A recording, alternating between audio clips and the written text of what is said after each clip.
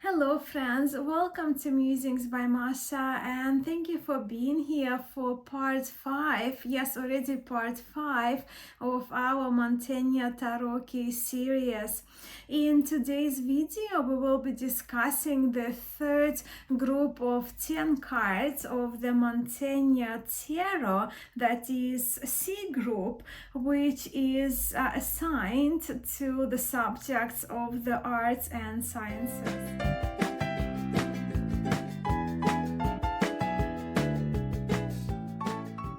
Of course, if this is the first video of the Mantegna Tarot series on my channel that you are watching and you are new to this Renaissance Tarot of 50 cards, all the links for you on the playlist with the links for you is below for you to check out the previous parts of this series. But just to do a quick recap, in the first few videos we discussed the history and the structure of the Mantegna Tarot, of the 50 card Mantegna Tarot. We also talked about the cards that carry resemblances with quite a few cards of the contemporary, or what we consider these days a tarot deck structured with 78 cards.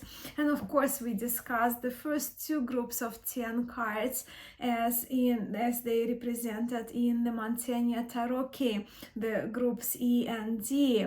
So this video, of course, as we're following through, right, it brings us to the third group. We're moving to the next category of 10 cards, group C, cards numbered from 21 to 30.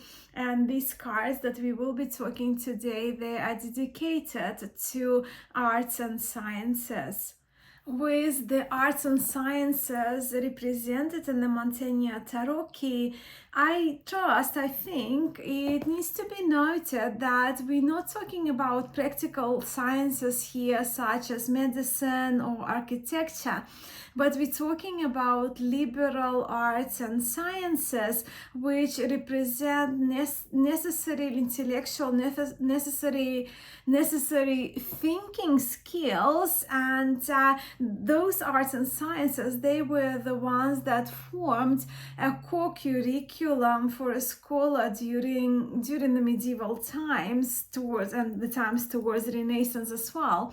But yes, so those were the thinking skills for a scholar of that time to master. All right, let's have a look. As you can observe here in the first cards and the further cards to come in this group of the liberal arts and sciences, these cards are represented personifying female figures artistically, and of course they can be linked with the muses. Yet as we are progressing with our Mantegna studies, we can say that the liberal arts and sciences were held in a higher regard than the arts symbolized by the muses and Apollo, of course, of those we discussed in the previous video. As we will see in a moment, once we begin to have a look at the liberal arts and sciences cards from the Mantegna Tarot key, we will see that they can be grouped how they used to be grouped, right, into a category of trivium to begin with. And trivium, of course, three ways, right? The three studies which form the lower division of scholarly education during the time of the Tarot key, and included grammar, logic, and rhetoric. But then we also have quadrivium, so we will add four more disciplines to those, which represented the higher division of scholarly curriculum over the medieval times, and they comprised of geometry, arithmetic, music, and astrology.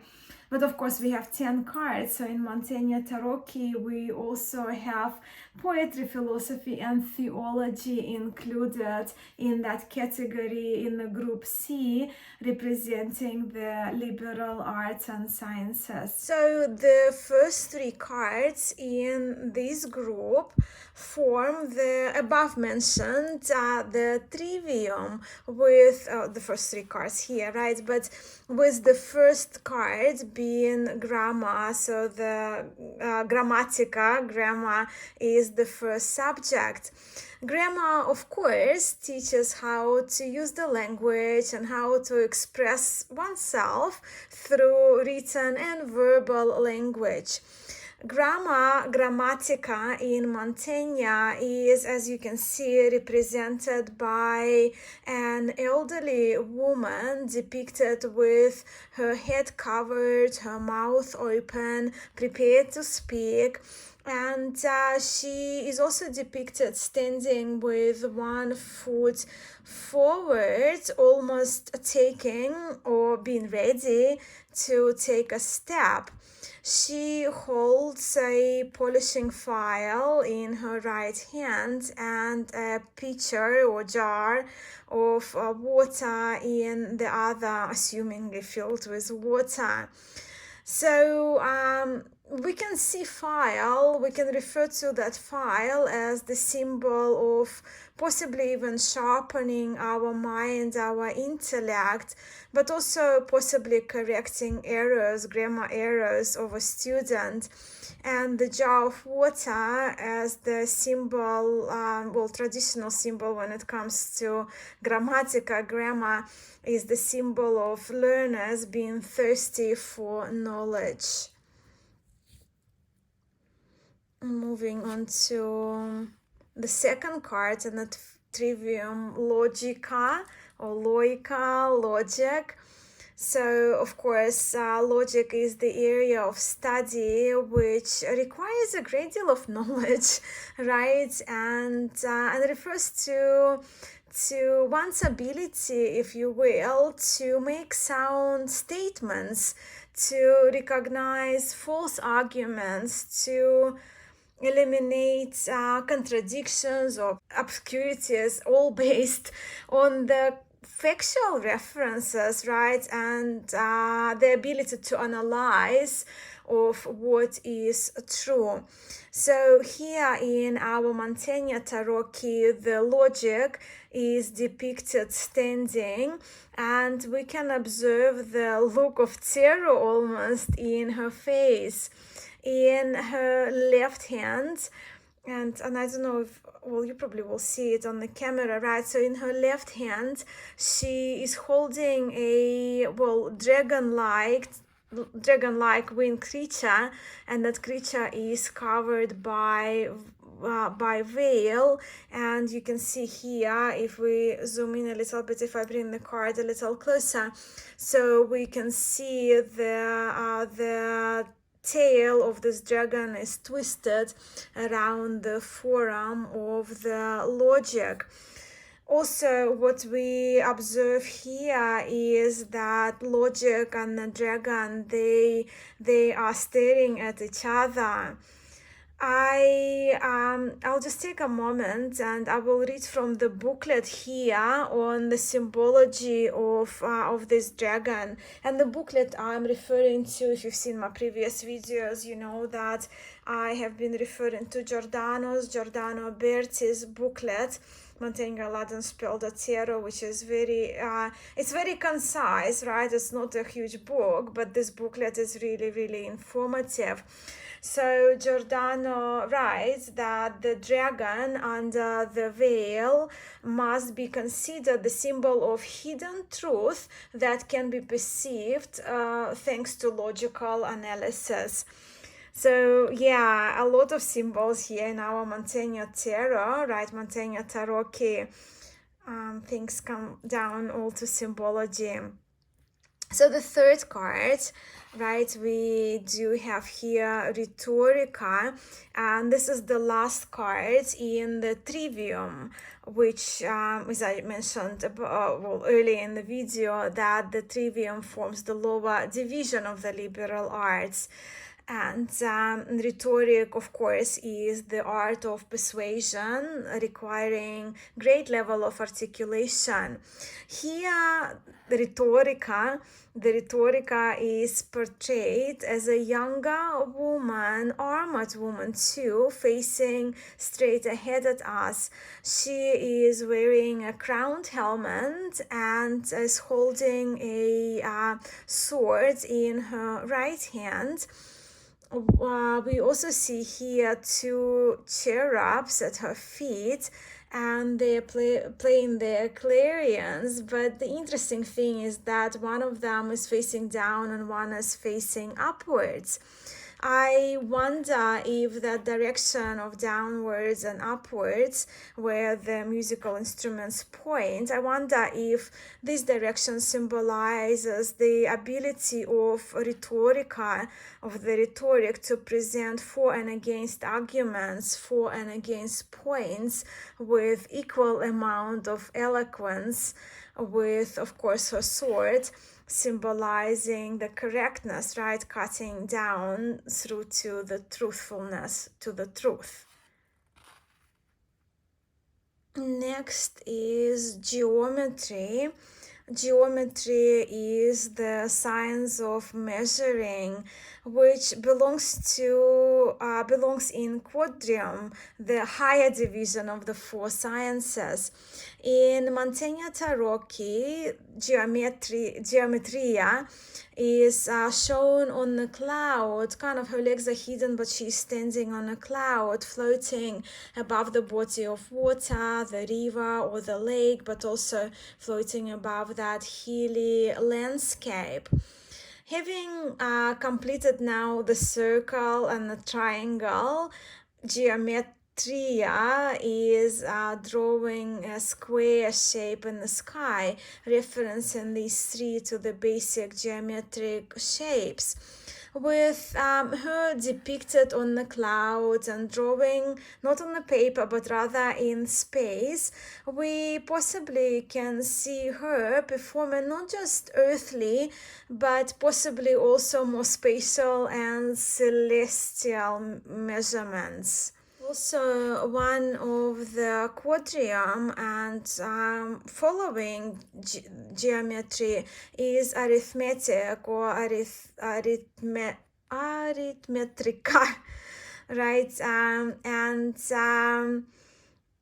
Yes, arithmetics is the science of numbers and of calculations.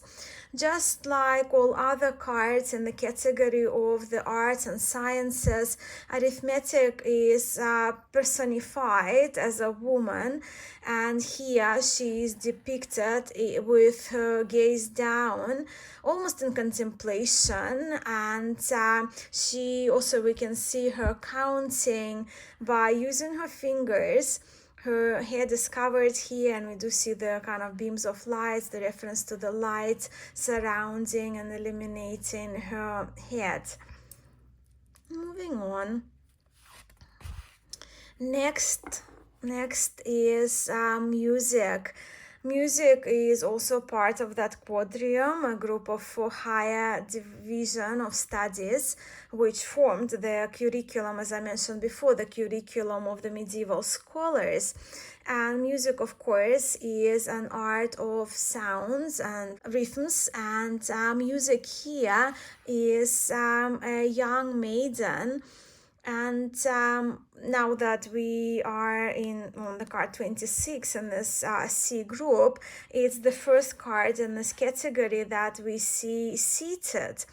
And she is illustrated, of course, as we can see here clearly, playing a flute-like instrument and being surrounded by several other musical instruments, which is understandable, hence the name, musica, music, right?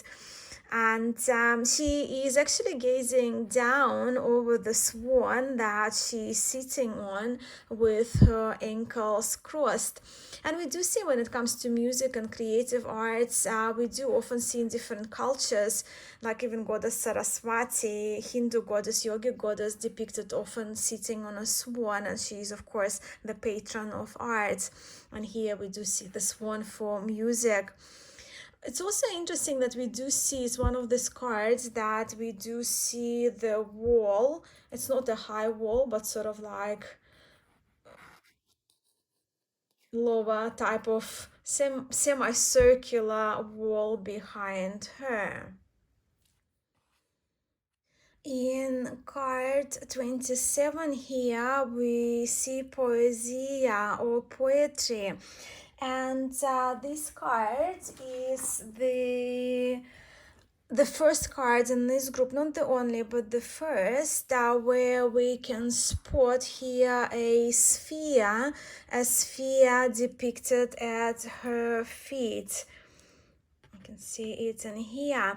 As you remember, if you have been watching my series in group D, in the previous video that we had here in the series, the video that featured the Muses and Apollo, 9 cards, 9 out of those 10 cards were represented by Muses and Apollo featuring a sphere.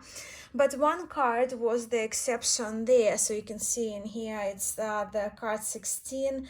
This one is version from Pablo Robledo. I just had it by hand.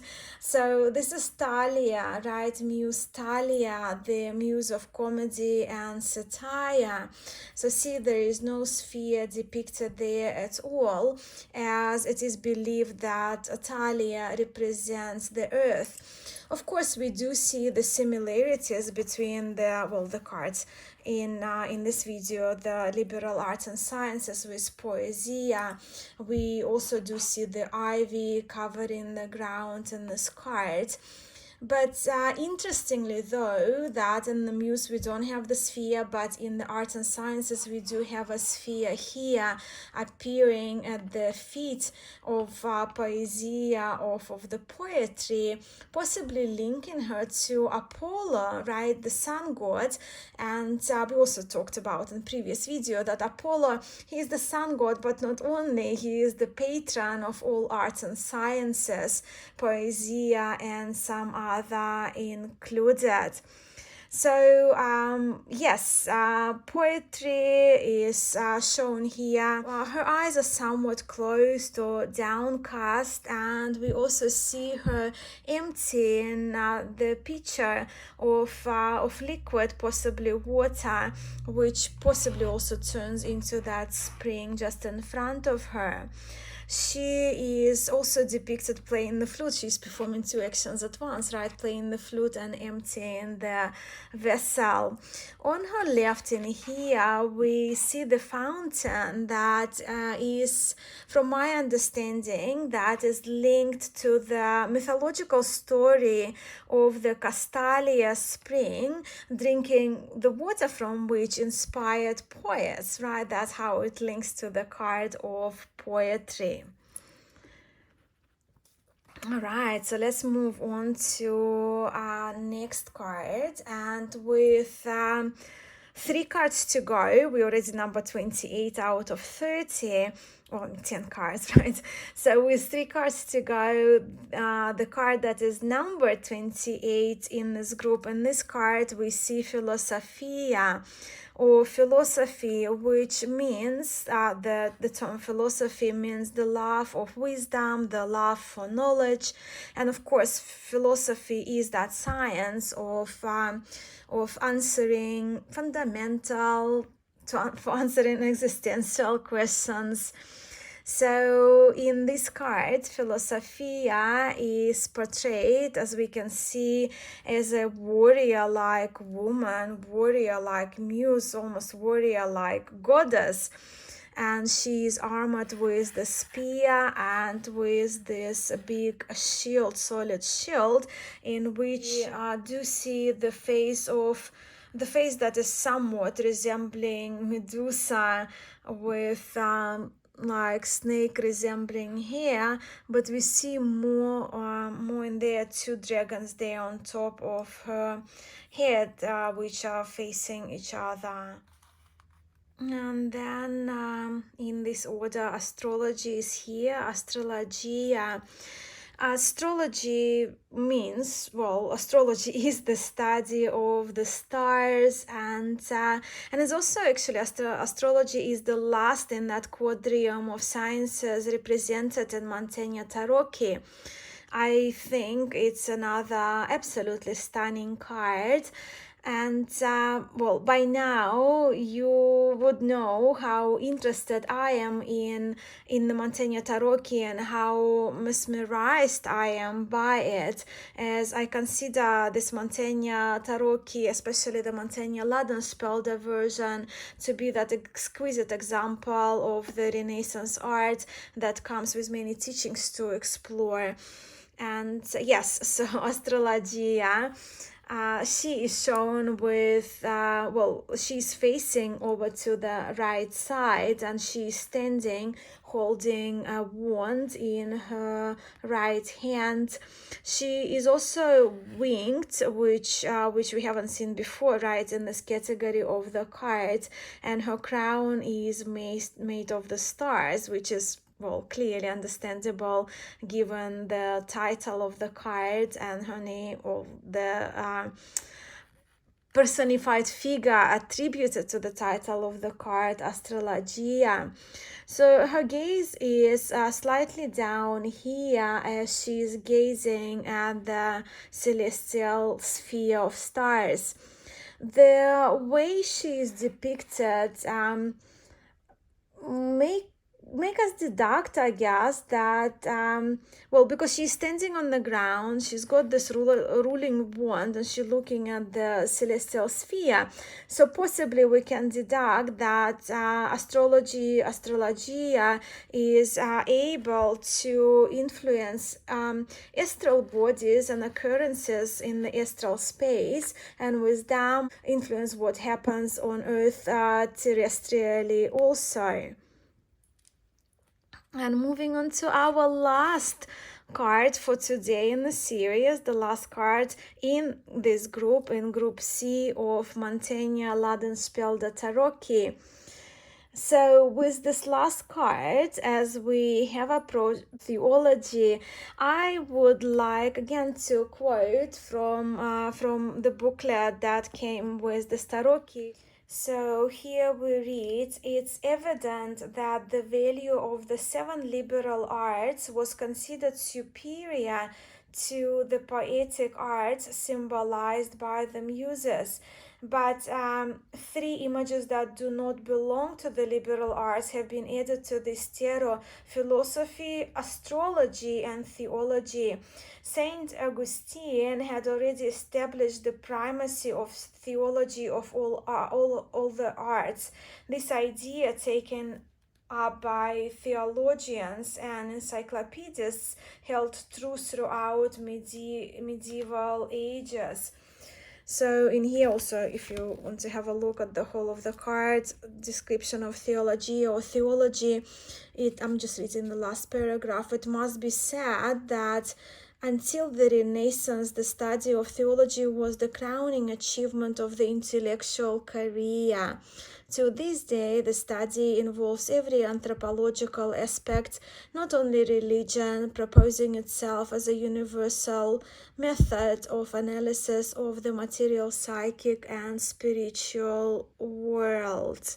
So yes, often referring, right, to the religious, to the spiritual beliefs, theology is the study of the divine, and it's the study of the nature of the divine, it's the study of the nature of the belief. So yes, being the last card in this group C of Mantegna, dedicated to the liberal arts and sciences, theology stands above them all. But of course, remember the time in history where these cards originated. But it's a special drawing, nevertheless. Theologia this character is double-headed, as we can see here, with the face of the older male facing downwards over to the right, where the face of the younger female is looking upwards over to the left. The figure in itself represents an androgynous being, and I guess the relationships between the divine feminine and divine masculine. And of course, the globe here depicted below them is the largest in size in Mantegna Tarot. And this concludes our overview today, our today's overview of the liberal arts and sciences, the third group of 10 cards of the Mantegna Tarot. Let's now have a good shuffle good shuffle, 10 cards only, right? But we will just shuffle these 10 cards today, and since we are on those arts and sciences, let's ask the relevant question to the cards. The question we can ask: which areas that we have discussed in the videos, which areas, disciplines, right, which areas discussed in the video we could place or should place our focus on in order to grow.